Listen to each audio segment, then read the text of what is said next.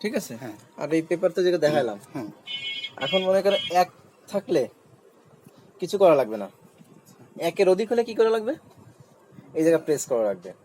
দেখা গেল 8, 10, 50 হয়ে গেলে 20, 30 কপি করবে, এই যে 30 স্টার্টে দিলে অটোমেটিক কপি হতে থাকবে।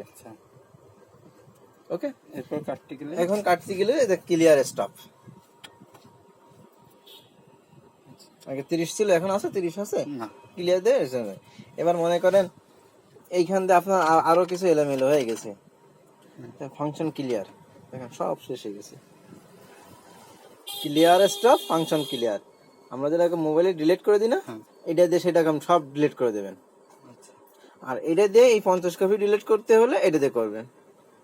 ওকে, এবার আপনি বলছেন ডুপ্লেক্স, তাই তো? এই দেখেন অরিজিনাল মোড, ঠিক আছে, এই চাপ দেন। সিমপ্লেক্স আছে, সিমপ্লেক্স মানে এক কপি,